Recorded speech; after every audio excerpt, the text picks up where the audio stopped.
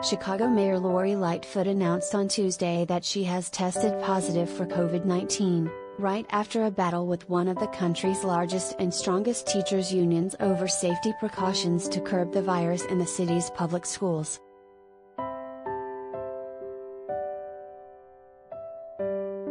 Earlier today, I tested positive for COVID-19. I am experiencing cold-like symptoms but otherwise feel fine, which I credit to being vaccinated and boosted, Lightfoot tweeted.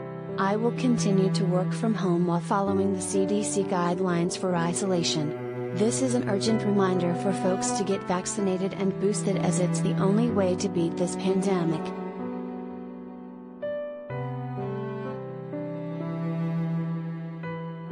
The irony of Lightfoot having testing access and the ability to work remotely was not lost on members of the Chicago Teachers Union, who voted last week to move from in-person to remote learning. The rise of COVID-19 cases in Chicago has led to severe staffing shortages in schools, as well as sick children and families of both employees and students.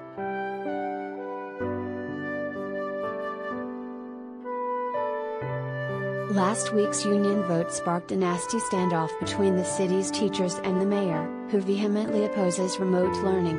Prior to the vote, Chicago public schools had refused to implement measures the union had outlined for a safe work environment, such as opt-out testing, which would make students automatically eligible for COVID tests at school unless parents or guardians opt them out, as well as better contact tracing and a metric to trigger a district-wide shift to remote learning.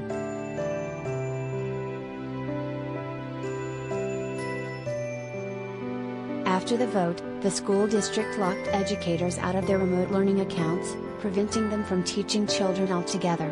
8 Chicago public schools students who spoke to the tribe said that while remote learning is difficult, they felt there should be no in-person classes as long as CPS refuses to implement proper safety precautions.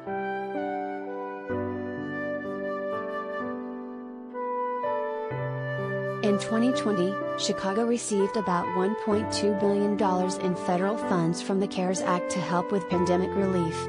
Lightfoot came under fire from activists and city council members for using almost 60% of the discretionary funds to cover overtime hours for police.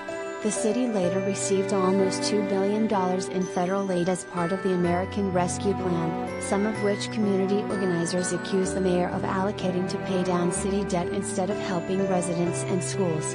The mayor's office has denied the allegation to the Chicago Sun-Times.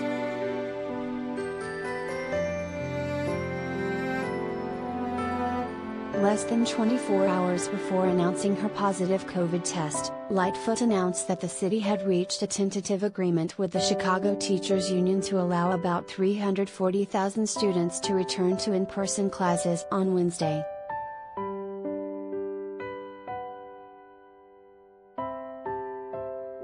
The tentative agreement includes CPS providing KN95 masks for staff and students to use in addition to the medical-grade masks and other face-covering protective gear the district will provide through the end of the school year.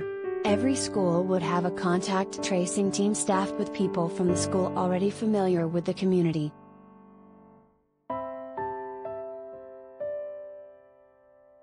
The majority of the union's elected representatives voted on Monday in favor of suspending their remote work action to return to school buildings this week, while the more than 25,000 union members vote on whether to approve the tentative agreement with the city.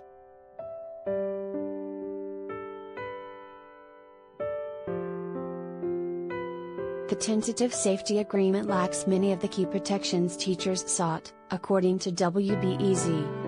Lightfoot strongly opposed an opt-out testing strategy, so the union agreed to help get more students to opt in. And the mayor was against a metric to trigger district-wide remote learning.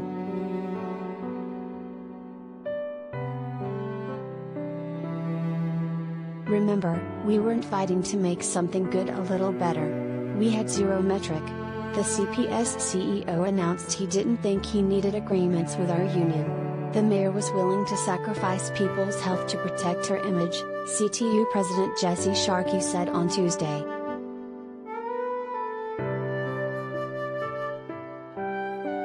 It's not fair or just, but we had to fight this hard to win even the basic protections that we forced the mayor to agree to," Sharkey said.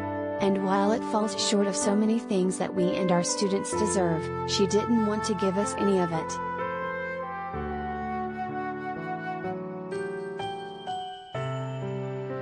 In the end, you saved real lives and protected real people this past week just through the action itself, Sharkey added before citing a spike in COVID exposures in the city's public schools last week.